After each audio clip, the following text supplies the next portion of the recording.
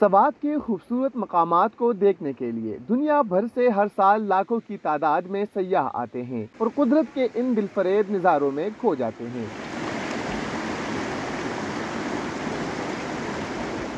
गुज़िश्ता साल सैलाब ने सवात का नक्शा ही तब्दील कर दिया। सबसे ज्यादा नुकसान कालाम और पलोगा में हुआ, जहाँ तबाहकारियों के बायस मुकामी लोग न सिर्फ इलाका छोड़ने पर मजबूर हुए बल्कि सयाहत भी बुरी तरह मुतासर हुई। यहाँ पर जरी जमीन भी थी, उस तरफ घरें भी थी, 200-250 घर उस तरफ थी, इधर होटलें भी थी, सारा सिस्टम था। जब 2022-2010 का सैलाब आ गया तो उसने उसको तबाह कर दिया।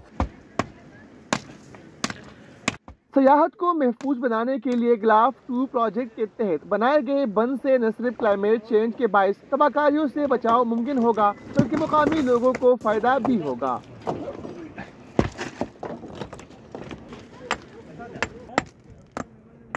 कमिश्नर मलाकन डिवीजन कहते हैं कि सैलाब की तबाहकारियों के बाद सवात में बहाली का काम तेजी से जारी है। ग्लाफ 2 प्रोजेक्ट भी इसी का ही हिस्सा है।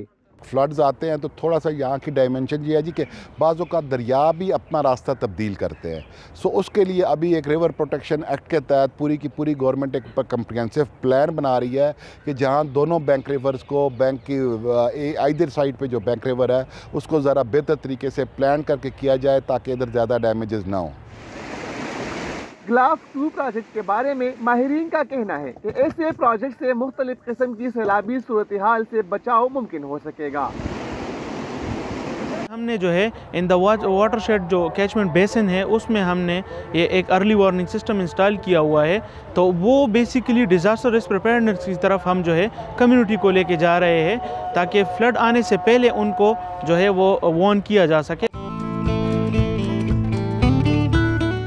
दूसरी जानिब बारिश, तूफान, सैलाब और हवा की रफ्तार बताने के लिए अर्ली अलार्मिंग सिस्टम भी कालाम में नस्ब किया गया है, जो किसी हद तक खतरात से निमटने और अलर्ट रहने के हवाले से आगाही फराहम करता है। कैमरा टीम के साथ शिराज अहमद सिराजी, PNN न्यूज़, इस्लामाबाद।